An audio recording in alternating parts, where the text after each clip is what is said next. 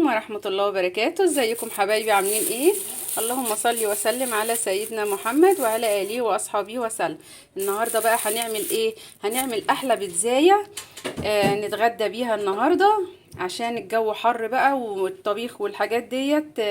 زهقنا من الطبيخ ومن الحاجات دي كلها، فعايزين حاجه ناشفه كده. فهم عايزين ينزلوا بقى ياكلوا في مطعم بيتزا، فقلنا ايه احنا نعمل البيتزا بتاعتنا في البيت، وايه ناكلوها حاجه نظيفه وتبقى موجوده في البيت. دلوقتي المكونات بتاعتنا هي ادي: معانا فلفل الوان، معانا طماطم، معانا زيتون، معانا كان عندي صدق في الفريزر وبيفي طلعته، وفي جبنه شيدر وجبنه موتزاريلا كانت في الفريزر اهي برضك انا طلعتهم.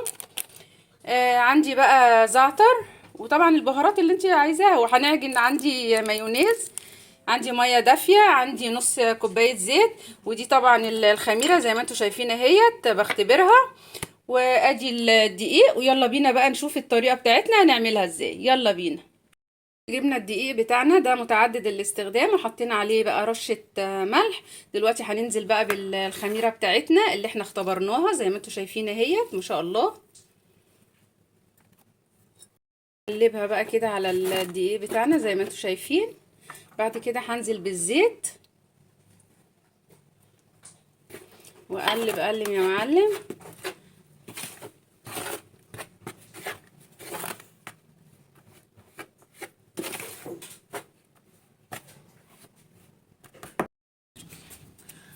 دلوقتي بقى ايه هنزل بالمايونيز بتاعنا، هعجن بيه، يدي العجينه طراوه كده ويخليها طريه وحلوه كده.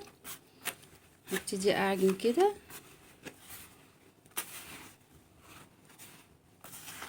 انزل بقى ايه بالميه الدافيه كده واحده واحده كده، وابتدي اعجن. وكل ما تعوز ميه اديها، بس ايه بس بالراحه كده عشان ايه ما تعجنش منك.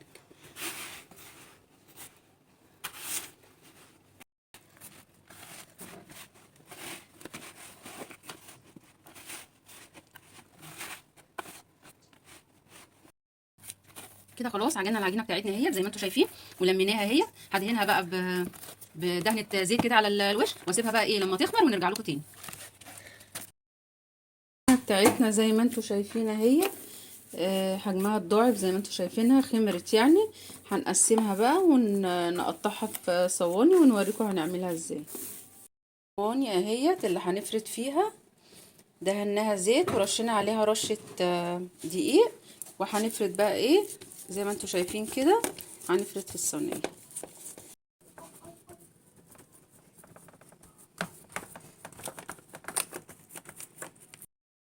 بعد ما فردناها في الصواني، ورحت جايبه الشوكه بقى ايه ومخرماها زي ما انتم شايفين كده، ورحت رشه زعتر عليها كده بيدي طعم حلو قوي لها. ودلوقتي هجيب الصلصه زي ما انتم شايفين، صلصه جاهزه اهي، انت ممكن تعمليها عندك في البيت.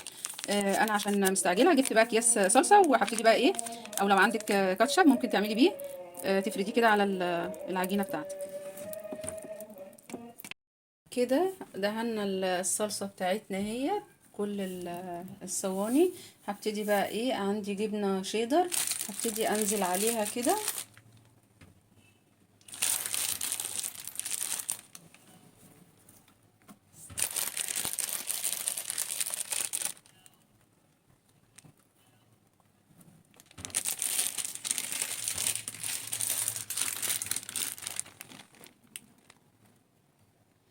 هو الكيلو دقيق عمل لي الثلاث بيتزات دول. حطينا خلاص كده الجبنه زي ما انتم شايفين. هبتدي بقى ايه احط بقى ايه الحشو واحده واحده كده.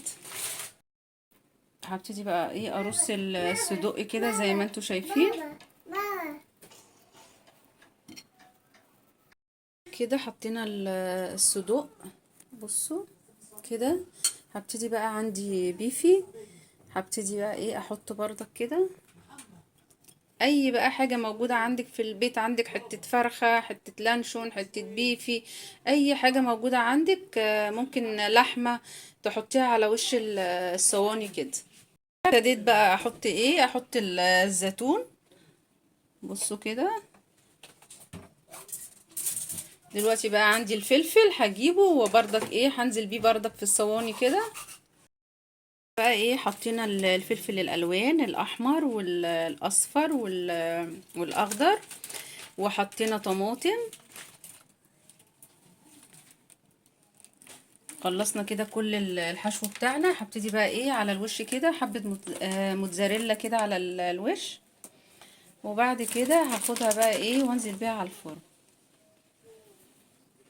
طبعا انا مولعه الفرن ومسخناه كده. هكمل الصواني وارجع لكم. وكده بعد ما طلعت من الفرن اهيت زي ما انتم شايفين ما شاء الله. بصوا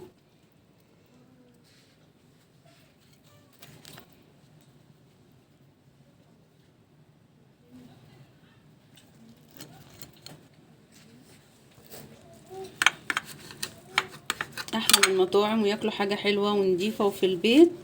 يا رب يكون الفيديو عجبكم ويكون طريقه سهله.